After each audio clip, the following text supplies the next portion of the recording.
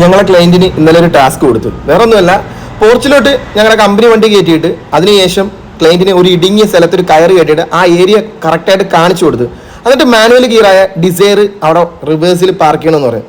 അപ്പോൾ ക്ലയന്റ് പറയും എന്നെ കൊണ്ട് പറ്റത്തില്ല എന്ന് പറയും. ഞങ്ങൾ പറഞ്ഞു മാം അങ്ങനെയല്ല, നമ്മൾ ശ്രമിച്ചാൽ നടക്കാത്ത കാര്യമൊന്നുമില്ല. മാമിനൊരു വിശ്വാസം വരാനാണ് ഏതെങ്കിലും ഇടുങ്ങിയ ഏരിയയിൽ പോയാൽ മാമിന് പാർക്ക് ചെയ്യണമെങ്കിൽ നമുക്ക് പാർക്ക് ചെയ്യാൻ പറ്റും എന്നുള്ളൊരു വിശ്വാസത്തിന് വേണ്ടിയാണ് ഈ ഒരു സ്ഥലത്ത് പാർക്ക് ചെയ്യാൻ പറയാം. എങ്കിലും ഒരു 3-4 ടേക്ക് എടുത്തതിന് ശേഷമാണ് മാം അതിനകത്ത് പാർക്ക് ചെയ്യാനായിട്ട് ശ്രമിച്ചത്.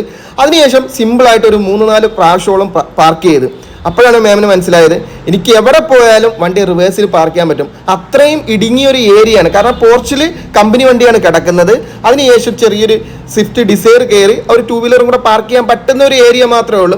പക്ഷേ പഠിച്ചുകൊണ്ടിരിക്കുന്നവർക്ക് അത് പോരാ. നല്ല അതിവിശാലമായ സ്ഥലമുണ്ടെങ്കിൽ അത് റിവേഴ്സിൽ മുന്നിൽ ഓടിച്ച് കയറ്റിയിടാനാണെങ്കിൽ കുഴപ്പമില്ല. പക്ഷേ റിവേഴ്സിലാകുമ്പോൾ എക്സ്പീരിയൻസ് കുറഞ്ഞൊരു ഡ്രൈവറിന് അത് പോരാ സ്ഥലം. അപ്പോൾ അവർ ആ ഒരു ടാസ്ക് ഏറ്റെടുത്ത് എന്തായാലും 3-4 പ്രാവശ്യം കൊണ്ട് അത് കറക്റ്റായിട്ട് ചെയ്തു. ഞങ്ങളും ഹാപ്പി ആയിരുന്നു. അതിനുശേഷം മാം പറഞ്ഞ് എൻ്റെ വീട്ടിൽ കിടക്കുന്ന എനിക്ക് BM ഉണ്ട്, അതൊന്ന് ഓടിക്കണമെന്ന് പറഞ്ഞ് അങ്ങനെ ആ ഒരു ആഗ്രഹം കൂടെ ഞങ്ങൾ സാധിച്ചു കൊടുത്തു.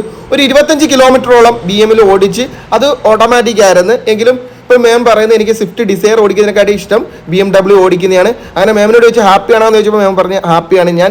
തീർച്ചയായിട്ടും വണ്ടി ഞാൻ ആരെയും ആശ്രയം ഇല്ലാതെ കൊണ്ടുപോകാൻ പറ്റും. ഈ ഒരു ഏരിയയിലാണ് മാമിൻ്റെ സ്വിഫ്റ്റ് ഡിസയർ പാർക്ക് ചെയ്തിട്ടത്.